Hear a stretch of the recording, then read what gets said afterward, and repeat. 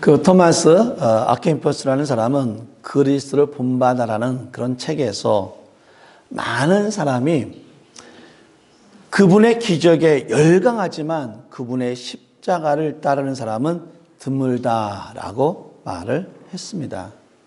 참 맞는 말인 것 같습니다.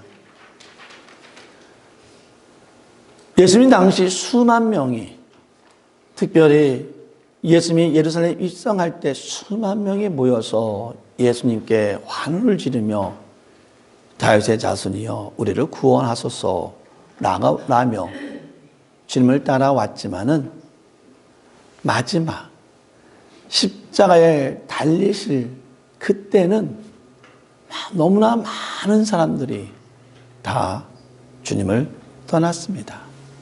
하물며 예수님을 따라다녔다는 그 12 제자마저도 예수님을 떠났습니다. 우리는 이해할 수 있습니다. 왜냐하면 예수님의 당시 그 십자가 처형은 너무나도 잔인하고 너무나도 고달픈 것이었기 때문입니다. 그 십자가형이 얼마나 잔인하면 그 십자가형 때문에 죄를 짓는 것을 포기할 정도였다고 합니다. 또한 십자가에서 나무에 매달려 죽는 사람은 하나님께 저주를 받았다라고 여겨졌습니다. 신명기 21장 22절 23절은 이렇게 기록하고 있습니다. 사람이 만일 죽을 죄를 범함으로 내가 그를 죽여 나무 위에 달거든 그 시체를 나무 위에 밤새도록 두지 말고 그날에 장사하여 내 하나님 여호와께서 내게 기업으로 주시는 땅을 더럽히지 말라. 나무에 달린 자는 하나님께 저주를 받았음이니라. 나무에 단 채 밤새 두면은 그것이 하나님의 주신 땅을 더럽힌다 할 정도였습니다. 그래서 로마는 로마 시민에게는 이 십자가형을 내리지 않았습니다. 이만큼 십자가 처형이라는 것은 잔인하고 무서운 것이었습니다. 그 십자가에 달리는 사람은 많은 난타를 당하며 많은 매질을 당하고 많은 조롱을 당하면서 잔인한 일을 당하게 됩니다. 처형당하는 사람은 하나님 앞에서, 그다음에 많은 사람 앞에서 나무에 매달린 채 옷을 다 벗겨집니다. 우리가 그림에 보면은 예수님께서는 마지막 부분에 이렇게 옷이 있지만은 그것마저도 사실은 허락하지 않을 정도로 그 수치와 조롱을 당하는 것입니다. 또 피를 흘리고 깊은 숨을 쉬면서 달려있다가 죽게 됩니다. 십자가에는 밑에 이렇게 발판이 있다고 합니다. 그래서 몸이 지쳐서 숨이 가파르게 되면은 그때 발판에다가 자기 힘을 주어서 다시 일어서게 되면은 좀이라도 일어서게 되면은 어때요? 숨을 쉬는 게 좀 편하다고 합니다. 하지만 피를 흘리고 너무 지치면 다시 어떻게 합니까? 다시 축 처지게 되면은 또 숨을 쉬지 못하는 겁니다. 그러다 또 죽을 것 같으면은 어떻게 합니까? 다리에 힘을 줘서 세워가지고 숨을 쉬게 됩니다. 이런 고통을 반복하면서 결국은 십자가에서 죽게 된다는 것입니다. 예수님께서는 십자가에서 이러한 고통을 당하며 죽으셨습니다. 예수님께서 십자가에서 죽으실 때에 오늘 말씀해 보니까 휘장 한가운데가 찢어졌다라고 이렇게 기록하고 있습니다. 성전은 우리가 성소와 지성소가 있습니다. 그 성소와 지성소 그 가운데에 손바닥 두께만한 휘장이 위아래서부터 밑으로 내려 있고 그것이 결국 성소와 지성소를 갈라 놓았습니다. 제사장들이 그 성소는 매일매일 들어갈 수 있습니다. 그 등대를 켜기 위해서, 분향단을 켜기 위해서 매일매일 제사장들이 그 성소에는 들어갈 수 있지만은 지정소는 단 1년에 딱 한 번만 대속죄일 날 대사장 혼자만이 들어갈 수 있습니다. 대사장은 그 제물의 피를 가지고 속죄소에다가 뿌림을 통해서 그 사람들의 죄와 자기의 죄를 다 고하고 용서함을 받습니다. 그런데 그러한 구분을 줬던 휘장이 찢어졌다는 것입니다. 예수님께서 십자가의 죽으심을 통해서 이제는 성전에 드리는 제사가 더 이상 필요 없음을 선언하고 선포하고 있다는 것입니다. 성전은 하늘의 성소에 있는 모형입니다. 그래서 하나님께서는 그 모형을 모세에게 보여주었고 모세는 그 모형을 보면서 그 말씀 그대로 어떻게 합니까? 성소를 만들었습니다. 하나님께서는 그렇게 성소를 만들고 거기서 피로 드리는 제사를 하나님께서는 다 받아 주셨습니다. 그런데 이제는 그 휘장이 찢어짐을 통해서 더 이상 그런 제도로 그런 제사를 하나님께서는 폐하셨다는 것입니다.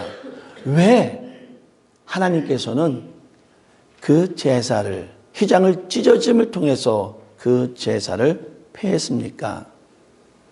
예수님께서는 자신의 피로 단번에 영원한 제사를 드렸기 때문입니다. 그래서 예수님을 믿는 자들이 예수님의 보혈을 의지하게 된다면, 예수님을 주신 그 보혈을 우리가 믿게 된다면 이제는 우리는 하늘에 있는 참 성소에 들어갈 수 있게 된 겁니다. 하나님 보호자 앞에, 은혜의 보호자 앞에 예수의 보혈로서 우리는 나아갈 수 있게 되었다는 것입니다.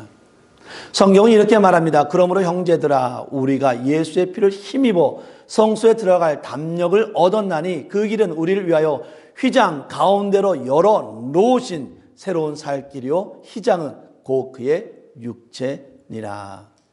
우리는 예수의 피를 힘입어서 하나님 성소에 우리가 들어갈 담력을 얻었다는 것입니다. 그 길은 어떤 길입니까? 우리를 위하여 휘장 가운데 열어놓으신 새로운 살 길입니다. 휘장 가운데 찢어졌는데 그 휘장은 곧 예수님의 육체다라고 말하고 있습니다. 쉽게 말해 예수님의 육체가 찢어짐을 통해서 우리는 하나님의 성소에 하나님의 보호자 앞에 은혜의 보호자 앞에 예수님의 보혈로서 우리는 나아가게 되었다는 것입니다. 그래서 누구든지 예수님의 보혈을 힘입어서 성소에 들어갈 담력을 얻었습니다.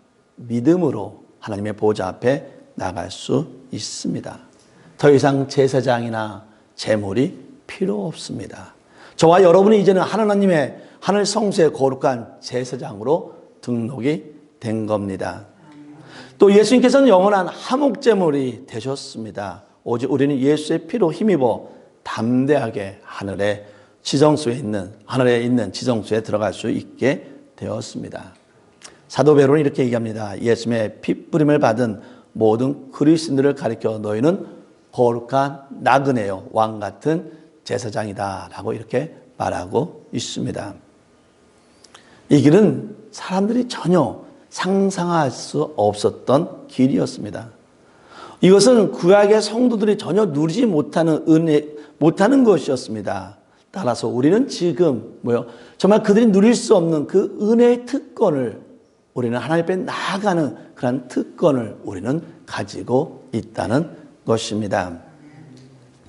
제가 처음에 우리 교회 왔을 때 우리 안종림 권사님도 계셨는데 그때는 이 단이 좀 여기 없었고 단이 좀 높았습니다.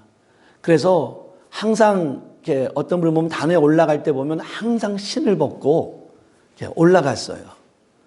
그리고 그때는 또 교회에 오는 거는 되게 편하게 했는데 또 강대상에 올라가는 것은 되게 불편하게 여겼습니다. 또 그래서 그때는 애들이 강대상에 올라가는 것을 또 원치도 않았어요. 그때는 어쩌면은 이 강대상이 어쩌면은 구약에서 말하는 지성소 같은 느낌으로 옛날 목사님께서 가르쳤기 때문에 이 강단에 올라가는 것은 어떻게 보면 더 거룩하게 기도하고 또 어떤 정말 참된 모습으로 올라가는 것처럼 그렇게 여겼습니다. 그런데요, 지금은요, 강대상이 낮아졌습니다. 그리고 지금 저희 교인 중에서 여기 강대상 올라올 때 신발을 벗고 올라오신 분이 없고요. 그렇죠? 또 이 강대상에 올라오는 것을 그렇게 두려워하지 않습니다. 저는요, 이 강당의성에서 율동하고 찬양하고 뛰어놀았으면 좋겠어요. 어린아이들이 올라와도 좋습니다. 왜 그렇습니까? 왜 이렇게 바뀌었습니까? 구약에서 지성소가 예수의 보혈로 찢겨짐을 통해서 믿음을 가지고 하나님 앞에 나아갈 수 있었던 것처럼 이 교회는 예수 믿는 자는 누구든지 주 앞에 나올 수 있는 겁니다. 우리는 형식으로 사는 것이 아니라 우리는 믿음 안에서 이 안에서 뛰며 놀 수도 있는 겁니다. 우리가 이렇게 담력을 가질 수 있었던 이유는 우리가 이렇게 교회가 이렇게 오픈될 수 있는 것은 바로 예수님의 피 때문이라는 겁니다. 우리는 죄가 많아서 우리는 피가 없이는 우리의 모든 죄를 용서받을 수가 없었습니다. 피는 죄를 속하는 능력이 있습니다. 피 흘림이 없이는 죄사함도 없습니다. 속한다, 죄를 속한다는 말은 뭐는 죄를 덮어준다 말입니다. 예수의 피가, 우리가 예수의 그 피를 믿으며 그 피가 우리의 죄를 덮어서 눈과 같이 희게 해준다는 겁니다. 이 경찰들은요, 그 완전 범죄가 없다라고 이렇게 이야기를 합니다. 물론 아직까지 잡지 못한 범죄는 있지만 그래도 경찰들이 말하기를 완전 범죄는 없다라고 이렇게 얘기를 합니다. 왜 그렇습니까? 왜 경찰들은 그렇게 자신 있게 완전 범죄가 없다라고 말하는 이유는 뭡니까? 왜냐하면은 항상 그 범죄 장소에는 흔적이 남게 되어 있어요. 그 흔적으로 인해서 어떻게 해요? 범인을 찾게 되는 겁니다. 저희가 어저께 밖에 이렇게 꽃밭을 아주 잘 가꾸었어요. 근데 꽃밭을 잘 가꾼 흔적이 제 사무실에도 있더라고요. 뭡니까? 예, 흙. 저기서 삽질하다가 막 밟고 다녔던 그 흙이 제 사무실에 있더라고요. 어저께 우리 서정기 지사님께서 그 교회 안에 전기를 연결시키기 위해서 저보고 긴 줄이 있냐고 물어보더라고요. 그랬더니 아니 그냥 교회도 안에 전기 라인이 있는데 왜 전기줄이 필요하니까 그 흙 묻은 실로 들어오면은 그 흙이 다 교회에 떨어진다는 거예요. 그래가지고 전기줄을 갖다 달라는 거예요. 갑자기 그 말을 들으니까요. 저도 갑자기 교회를 들어오는데 신발 벗게 되더라고. 네, 교회 안에 그 흙이 떨어질까봐. 제 나름대로는 교회 안에 흙이 떨어지지 않도록 열심히 노력을 했거든요. 그런데도 뭐가 있습니까? 흔적이 있더라, 흔적. 우리가 삶을 살면서 살다 보면 우리 흔적이 남아요. 우리의 죄에 대한 흔적이 남고 어떤 잘못된 것들이 그런 흔적이 남습니다. 경찰들이 말했지만 그 완전 범죄가 없다고 말한 이유는 뭐냐면 거기에 흔적이 있기 때문이라는 거예요. 그런데요, 우리는 죄인이기 때문에 죄의 흔적이 있을 수밖에 없습니다. 그런데 하나님께서는 그 예수님의 보혈로 그 모든 것을 덮어주면서 흔적 하나 남기지 않았다는 거예요. 우리는 그 죄의 흔적이 없기 때문에 예수의 보혈을 통해서 그 흔적이 다 사라졌기 때문에 우리는 어떻게 하나님의 보좌 앞에, 하나님의 성소 앞에 나갈 수 있는 담력을 우리는 얻었다는 겁니다. 따라서 예수를 믿는 자는 하나님 앞에 담대히 나아가기를 바랍니다. 우리가 아픈 것에 대해서, 우리가 근심하는 것에 대해서 같이 기도할 수는 있어요. 그렇기 때문에 목사님, 성도님 기도해 주세요 라고 이렇게 부탁할 수 있습니다.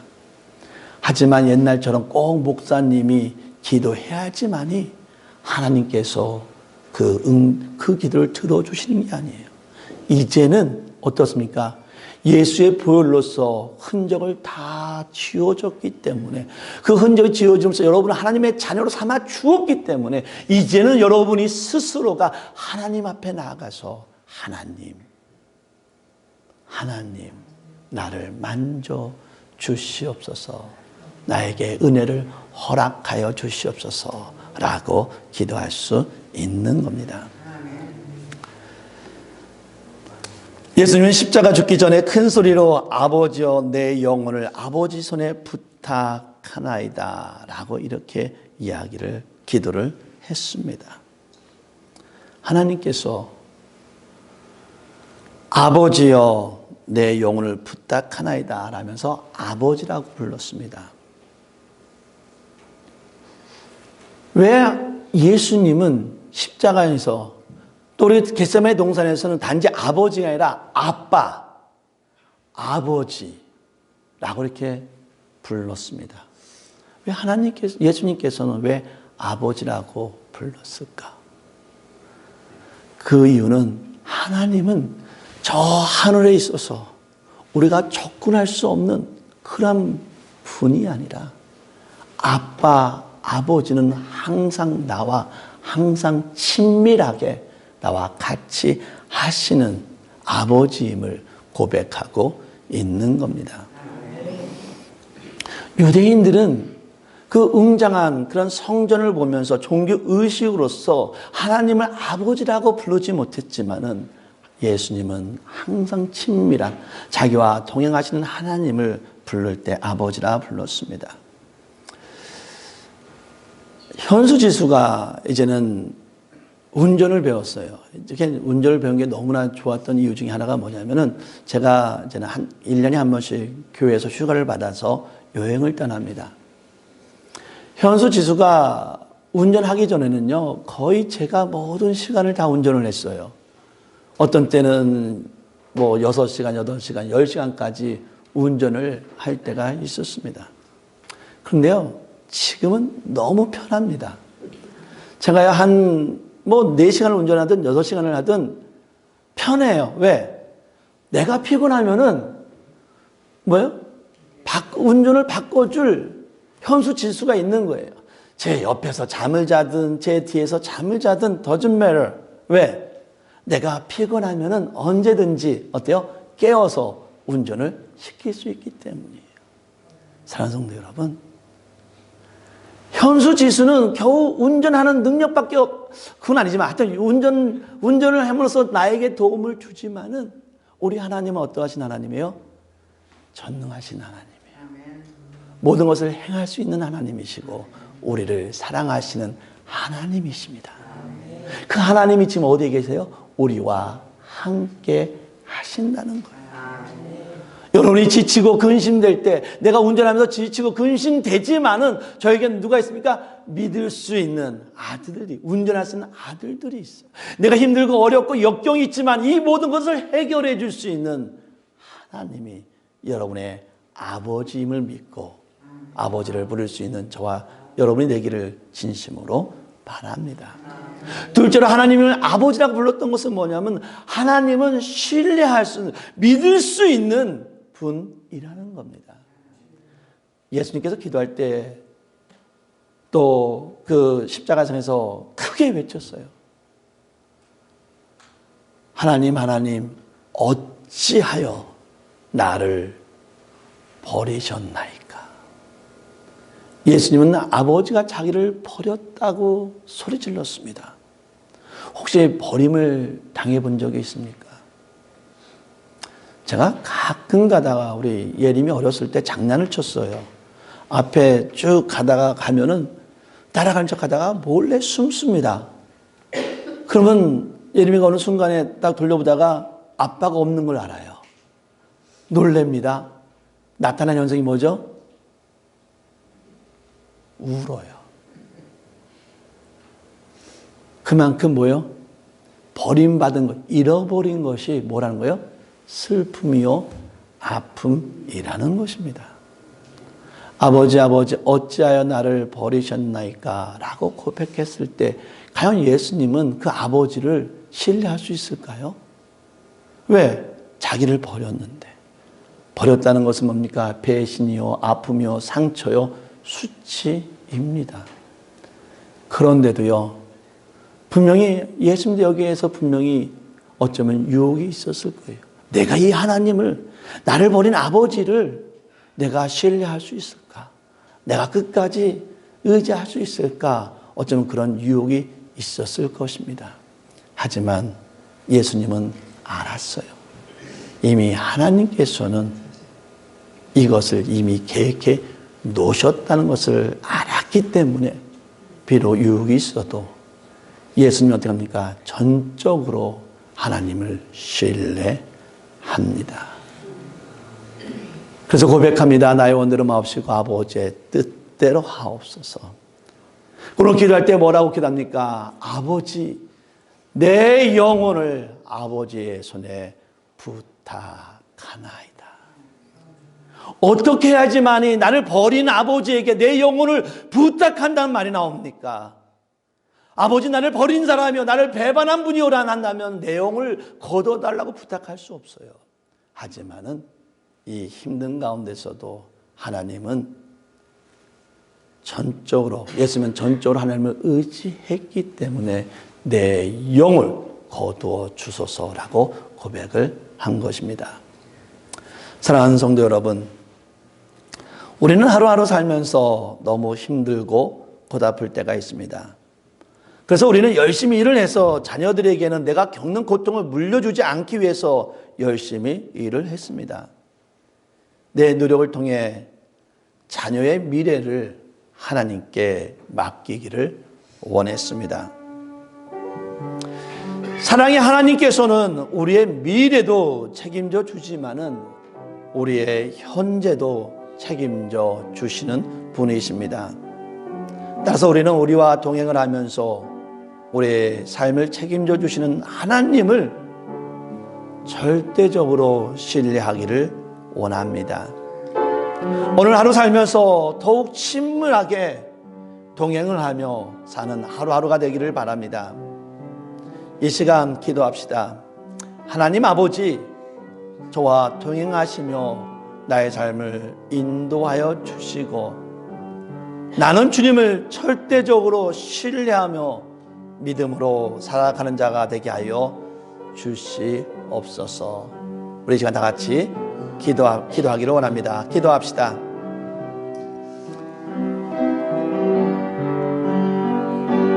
주님께서는 십자가의 그 고통의 보혈을 흘리면서도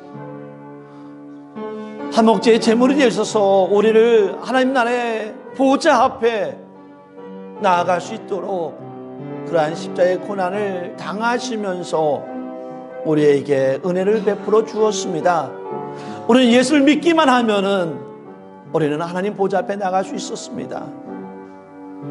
하나님, 너무나 감사하고 우리가 주의 은혜의 보좌 앞에 믿음을 가지고 나아가 될 수 있도록 인도하여 주시고, 또 예수님께서 기도하시면서 하나님의 아버지를 불렀던 것처럼 우리가 하나님과 친밀히 동행하면서 하나님이 나와 함께하고 있음을 믿으면서 매일매일 동행하는 삶을 살아갈 수 있게 하여 주시고, 또한 정말 예수님이 전적으로 신뢰하면서 믿음을 가지고 살아갔던 것처럼 이 현재 가운데서도 믿음을 가지고 나아갔던 것처럼 우리 또한 믿음을 가지고 이 현재에 우리 하나님을 절대적으로 의지하면서 나아갈 수 있는 믿음의 사람이 될 수 있도록 인도하여 주시옵소서. 모든 영광을 주 앞에 드리오며 예수 이름으로 기도합니다. 아멘. 하나님, 예수님께서는 우리를 하나님의 보좌 앞으로 인도하기 위해서 하나님의 성소로 우리를 인도하기 위해서 그 십자가의 그 처절한 잔인한 그 아픔을 견디시며 주님의 보혈로서 우리를 구원해 주셨음에 너무나 감사드립니다. 이제는 우리가 믿음을 가지고 예수님이 아빠, 아버지라 불렀던 것처럼 우리 또한 이 믿음을 가지고 하나님 앞에 나아가서 아빠, 아버지라고 부를 수 있는 귀한 성도 될 수 있도록 인도하여 주시옵소서. 하나님이 나와 항상 함께하고 있음을 믿게 하여 주시옵소서. 우리 하나님은 절대적인 신뢰하실 분임을 믿고서 미래가 아니라 이 현재부터, 지금 이 순간부터 믿음으로 신뢰하며 주님을 향해 나아갈 수 있는 우리 모든 귀한 성도 될 수 있도록 인도하여 주시옵소서. 믿음으로 보좌 앞에 나가며 믿음으로 담대한 삶을 살아갈 수 있는 우리 모든 귀한 성도 될 수 있도록 인도하여 주시옵소서. 우리를 살리기 위해서 예수를 보내주신 하나님의 은혜와 우리를 구원하기 위해서 십자가의 그 처절한 죽음을 당하신 예수 그리스도의 사랑과 우리가 온전하고 믿음의 삶을 살아갈 수 있도록 인도해 주시는 성령님의 인도 교통하심이 내가 이 순간부터 하나님과 동행하며 믿음을 가지고 살아가겠다고 하지만은 우리 모든 교회와 성도 위에 영원히 있기를 간절히 축원하나이다. 아멘.